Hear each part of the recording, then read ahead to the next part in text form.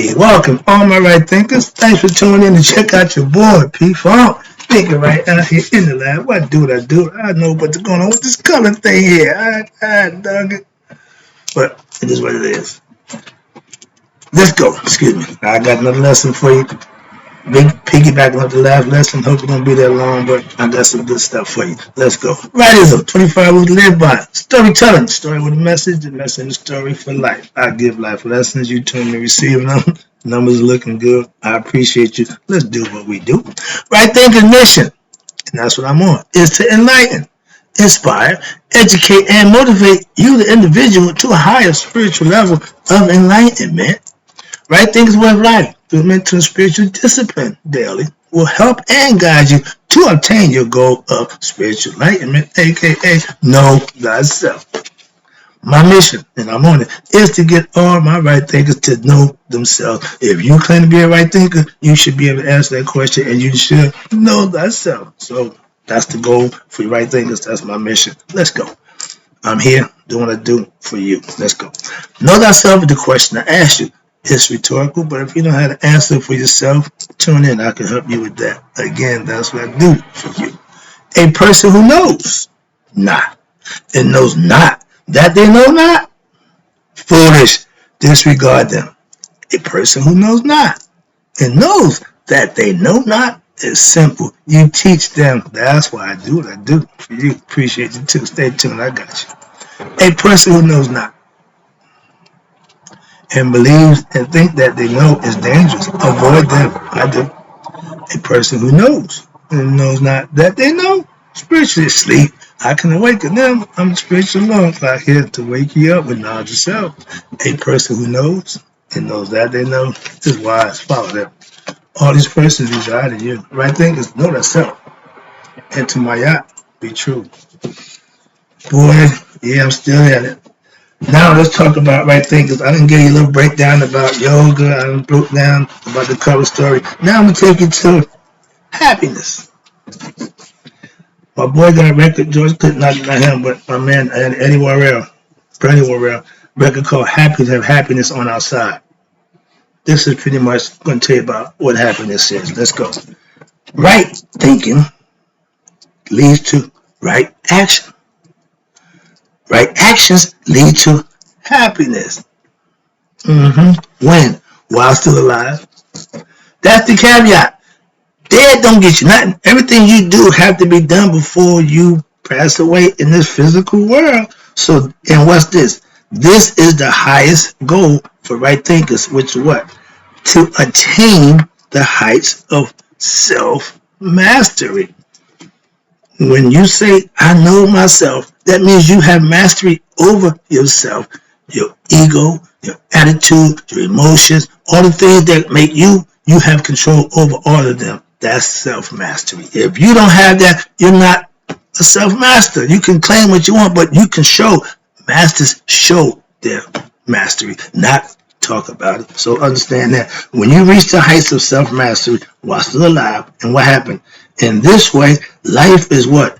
Lived, what? To its fullest. If you're bogged down with problems and ignorance, life ain't going to be fun. You'll have your moments, but it's not going to be fun. Okay? Yoga, right thinking philosophy, helps us to have yoga, right thinking philosophy, helps us to have no illusions about what? True happiness. I know that happiness ain't in getting a brand new car, ain't in signing a big contract, making a bunch of money. That ain't happiness. Okay, but some people it is. But it can be ours, but on what? The condition. What's the condition? Here you go. That you work to purify your mind as well as the body when we are disillusioned. Meaning when we ain't caught up in world's nonsense, be all that temporary and transient in the world, we will what? Search for stability within ourselves, not in the world. Now you're getting better. When you start going inside yourself, forget the world. Wow, it's going to be there, it's going to do. But you need to take care of you, okay? stability within oneself, or steadfast. And it is the most important element to being happy. If you don't know you, you ain't gonna be happy being you. You don't know who to be. One minute is this, next minute that. You try to piece this one, try to work for that one. You all over the place. Don't give yourself to nobody other than yourself. Well, that sounds kind of personal. Yeah, it is. God is personal. Every individual has a right to know God. God ain't broad. No, every individual He got in you. You need to know that for yourself. So all these preachers talk about God this to bless you that. I'm telling you, you are God. You need to understand that consciously and then live accordingly, and you'll be the beneficiary of what? Your own blessings. You don't need to send somebody $1,000 to get a blessing. Oh, send me your money. I'll bless you too. You got to be crazy. First of all, I wouldn't attempt that because my rule is I'm not going to do to you what I don't want done to me. I don't want you to BS me, so I ain't going to BS you. How about that? Moving on. Let me get this lesson out of the way. I got things to do. I want to get this in.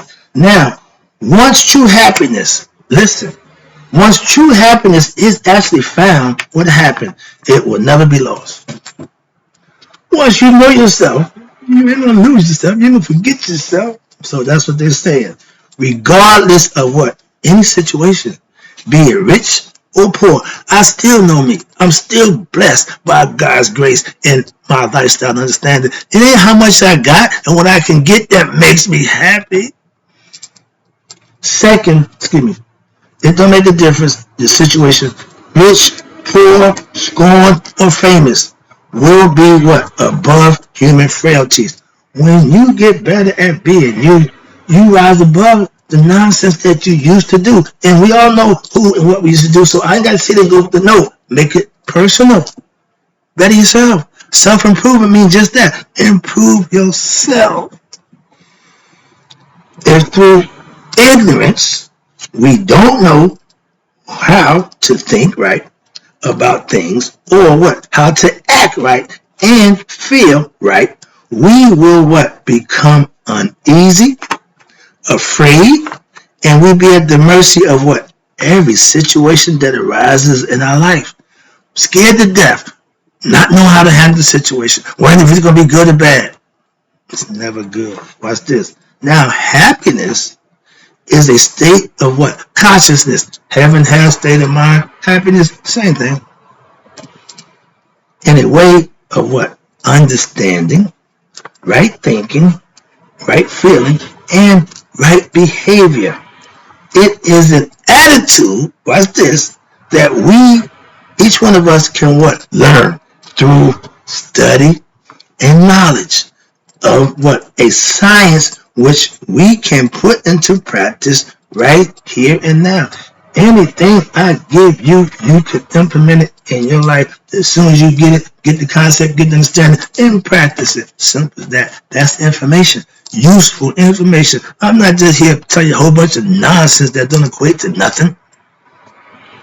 If we do, what'll happen? We will learn how to appreciate what? Our existence every second, every hour, every day on earth and beyond. They keep saying beyond. If we know spiritually that beyond this life, physically, there's something else, then that's something to shoot for. If we believe that this is it, then when it's done, it's over, party's over. That's an ignorant state of mind. Again, let me wrap this up. Right thinking gives you understanding of things as they what? They really are. Hence, third vision. Open your third eye and watch this. It will help us to act as what we should with grace, respect, and integrity. Righteous, virtuous conduct. This, in turn, will what? Will make you happy. Doing those things will make you happy. Anything else won't. That's what it's trying to get you to understand. Now let's get to understand. I got another lesson right quick. This is called, the title is One Truth. There's only one truth. Let's talk about that right quick. Let me get to, I got about a half a page information. Cool, that should take me right where I need to be. Alright. The one truth concept. From the earliest times, it was known where in Egypt that there is only one God. We started this one God concept thing, but y'all keep saying we got many gods. We know that the many come from the one. Okay, understand that. So, the one truth. Everything is from the one. Watch this. And this is why, if you do a deep study of many religions I have done, watch this, mystery systems and myths around the world, I have done that, and what happened? They reveal similarities. There you go. That one thing in common, that one thread that they all have, and that's what I do, and I understand. That's what this is telling you. In philosophy and symbolism, it is what? Due to the one common source of them all, it is our duty to what? Inquire deeply into the nature of that truth. Since knowing the exact truth is the basis of our well-being, self-knowledge is that truth. We are the truth. Okay, I am the product. I am right thinking. I represent what I give you. That's what I'm trying to explain to you. I am that. And watch this. Now, the danger of studying the past lies, in the purpose, or we're studying it for what? For personal achievement. That is to get a degree from Dr. So-and-so, but your doctorship. To attain, again, stature and respect. Because you're a doctor, and you act like an a-hole, I'm not going to respect your doctrine. Simple as that. So being a doctor and being an a-hole don't get you nothing from me. But for financial, again, they do it for financial gains. Okay, that means they want, okay, also for what? Power and control where? Over others. We know people like that through what? Information, and to prove what? That we are what? Better than someone else. I don't claim betterment. I claim mastery of myself. That ain't claiming betterment. No, I'm just knowing who I am. If that's not you, that's on you, not me. I ain't claiming to be better than you. I'm just knowing who I am. Do you know yourself? That's all I'm trying to get you to understand. It ain't a competition.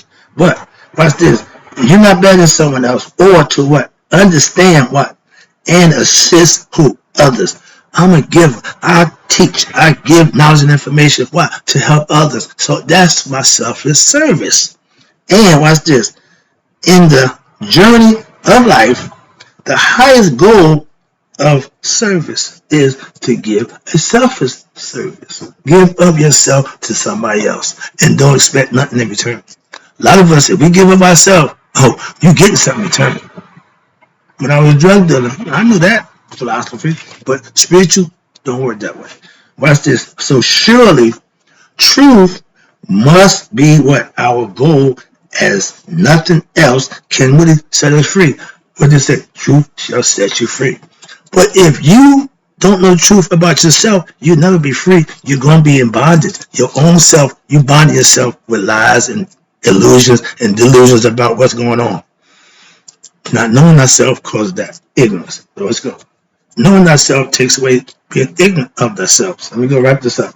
So the aim of this work, right there in philosophy, is what? Is to show and explore what? A deeper historical background of what? Yoga, and to prove a simplified guide for this discipline. This is ancient information. I modified it and it's working perfect to this day. The author hopes what? That those seekers who are interested in expanding what? Their consciousness. You're here because that's what you want. Will have further information to draw on to what? Attain a deeper understanding and more knowledge of themselves. Through what? Through a deeper understanding of the mystical disciplines we call yoga. I call it right thing in philosophy. From the Egyptian perspective. This is old ancient knowledge that I'm telling you. That's where I got it from. The better, watch this, the better the understanding of a given thing, the better one is able to what? Apply it and use it. Again, if I'm talking to you and you don't understand what I'm saying, you can't apply what my teachings are if you don't understand them. it is not the intention of what me or the author to what prove that Egyptian or right thinking philosophy was the basis of the Judeo-Christian religion.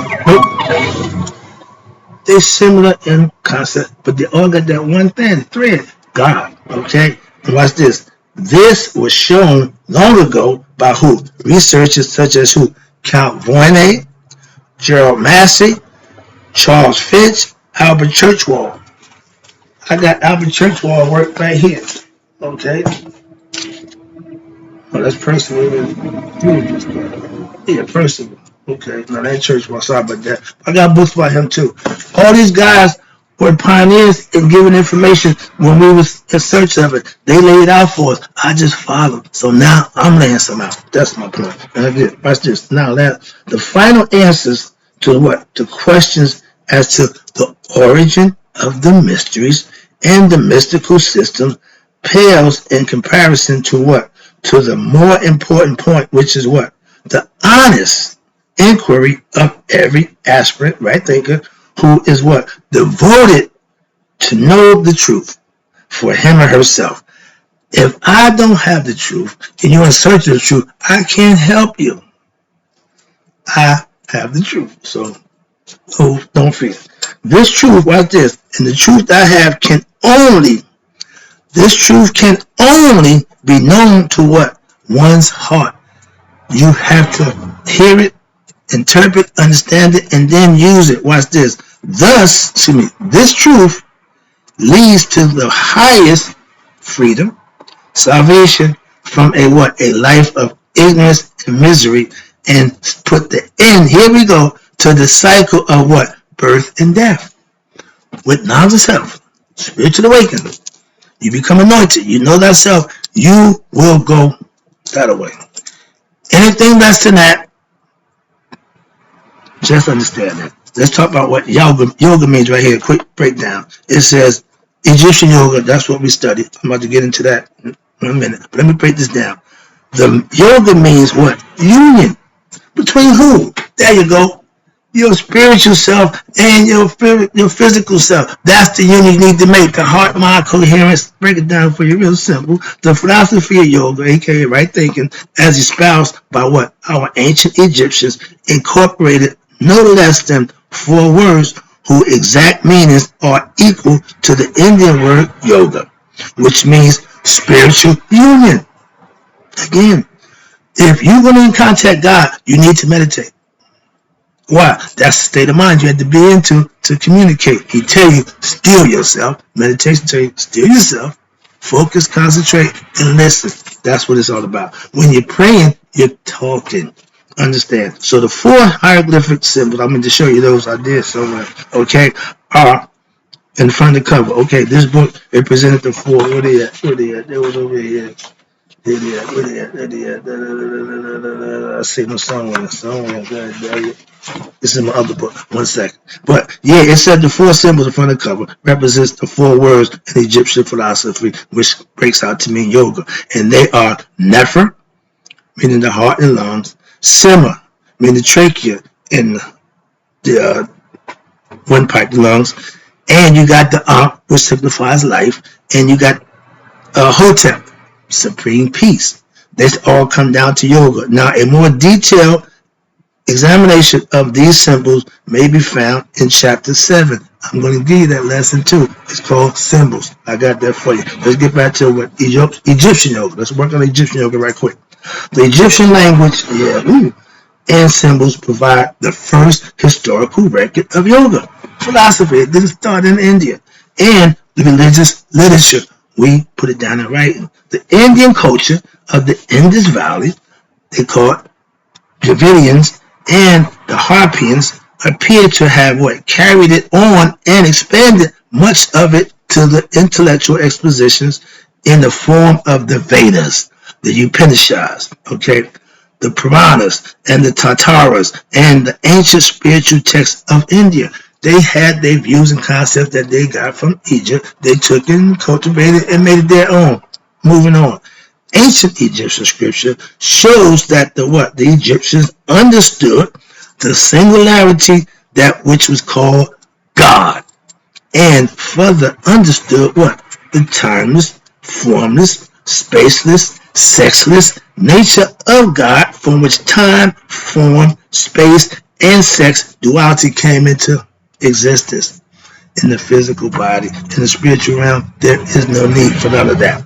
Okay, so thus a nameless, supreme God, Neteru, God or gods, was referred to, watch this, in the hidden, as the hidden one, Amun. That means hidden. Y'all say at the end of prayer, so it be. No, that don't mean that. It just means the hidden God. Okay, that's the real meaning. Now, until later times, watch this. Then myths were constructed. Why? For the understanding of the common people, for the common people, and the immature souls, which are human, with what? Lesser numbers, with lesser number of incarnation, meaning you're young in this incarnation phase going through. The native or God was thought of as what? As father, mother created gods. Remember, God was enough to impregnate himself and receive the seed, male and female, as he, Haru, the spirit, was called the great he, she, half male, half female. We all have female chromosomes, female genes, and characteristics of a male inside of us, so understand that. And watch this. And it must not be confused with the native or God, which who represent the cosmic forces, not, forces of the universe. The creator, the ultimate. The creator is viewed as what? Both male and female. Boy, I like this. Until what? Creation is created. At which time, what happened? Creation becomes the female, meaning receiving principle, and God, the mover and giver, becomes the male giving principle from an advanced point, which we are now, of view. However, God is neither male nor female. I told you that. But God is the source from which the gods, the netters, the humans, all creation comes. Therefore, the concept of netter, as well, as will be seen in the following chapters, which is what? Encompasses a concept that goes beyond ordinary human mental understanding for what? For the common folk. They say common folk. We say the masses. They consider you to be ignorant. Sheep. Being led astray. Well, who good thing come on, you're going to follow it. Okay, right now, Netter was referred to, watch this, as Nebercha, or Amun Ra Pata, the Holy Trinity. They knew God was 3 in 1. I was 1, I became 3 in order to do what I needed to do, interact with humans. So, and was represented by what? His sign was a sun disk or a single flag that wrapped in the 3 colors. So they had an idea of God. They brought him to life. So philosophically and metaphorically, we can worship and understand him. Understand it, wrapping it up. Mythology and philosophy. That's where we are right now. Mythology and philosophy. Mythology and philosophy are what? Ways to explain that which is difficult to explain in words. So we had pictures. That which goes beyond, again, it's saying beyond the ordinary reasoning faculties of the average mind. Meaning you have to elevate your consciousness. That's why grammar school is different than college. Through what? Stories and similes, which convey the meaning of deep philosophical thought. Myths carry the message to the heart of the listener. Perfect. I'm in church yesterday. We had a young preacher, fiery preacher. That man had me sitting there crying like a baby because he touched my heart with his words, with his understanding, and got to me, and I'm sitting there, tears just running down my face. The brother was good. I told my pastor, he broke the dam. He made the water run. Yeah, when you can hit me here, oh, you get the water run. Okay, the Nile Valley will run. Okay, now, let's talk about it quickly. I'm just saying how when you're touched, there's a reaction. Simple as that. When the heart is touched, this mind is touched also. Mythology is what? Philosophy. Carry rich symbolism and what? Wisdom within. But the wisdom from mythology should not be what? Understood as just a story or an event which may have occurred a long time ago. No, in the beginning, but as something that relates an idea. Again, teacher, I want you to get the idea, a theme that was true in the beginning. I tell you, this is all old information. It was true then, it's still true today. My yacht still is effective it was 5,000-10,000 years ago. It is right now. I use it. And watch this. The thing that was true in the beginning is true now and will always be true. My yacht philosophy won't change. Moving on. The value of ancient teachings lies in what? The application of the truth. Right there. You have to live it. I got all my understanding through practicing the philosophy that I've learned over the last 30 years. So I'm proficient. Why? I do it. What can we learn and benefit from ancient mystical philosophy right now? Follow your board. I broke it down for you, very and simple. Our ancient ancestors, our ancient civilizations have proven by what? Their demise that they did not have or were unable to apply what? All truths. Otherwise, they would be with us today. And I had a guy ask me, well, y'all was so smart, y'all knew how'd y'all lose everything? In time, things change. Okay? Wherever there's man involvement, there's going to be failure. There's going to be problems. Okay? Man's not perfect, and his actions is far from. So whatever he's involved in, no matter how good it seems to be, he's going to what? Show his imperfections, his human side. And a person in position of power and authority, whenever you do something wrong, don't give me that I'm only human BS. Just moving on. Therefore, what? It is wise to what? Listen, study them, and to benefit from their wisdom, gain through what? Their successes and their mistakes. Trial and error. If I tried this, it didn't work, I'm not trying it again. Simple. If I get information that I practice and didn't work, I'm not going to give it to you. You'll never know. Why? It didn't get past me. It didn't pass the smell test. And I ain't giving it to you if it stink. So, in this task, we are what? Sometimes required to unlearn. Here you go. When they say unlearn, and I tell you, George said, I got to deprogram you. Meaning, whatever you was taught, I got to kill that. And then reprogram you with what you need and turn you loose. Now, that's the whole idea. I'm going to unlearn what you know and reward you with information that will serve you. That's this. You're required to unlearn what we have learned. If you go to school for 12 years, and what happened in 12 years, they tell you after a certain point in time, it meant nothing. That was true waste of time.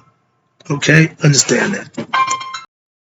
So, instead of wasting time with information that don't serve you, get the right information. Check out your board. Watch this. Now, we can learn. In order to grow in wisdom and consciousness, you have to learn. What does ancient wisdom and history mean in our lives at this day and time? And history. Right now. We can now learn from civilizations that has lasted for what? Thousands of years. I told you. I went to Egypt to get the concept that kept them in peace and harmony for thousands of years. They were thousands of years Ethiopia and Egypt, whose recorded history only chronicles the declining period, and only hints at the grandeur that it once was. Should we attempt to recreate this long period of human history, or should we just perhaps consider using the example of what? Their deeds to build something new, original, and more divine? Whichever road we choose, the scripture text and the ancient papyri are not enough, but they are a possible first step to what? Understanding the mysteries of life and living it right. That's the lesson. Hope you enjoyed it. You know I got more. Right, thinkers? May you let it be 100, and me 100 minus a day, so I never know that right thinker like you passed away. I'm out.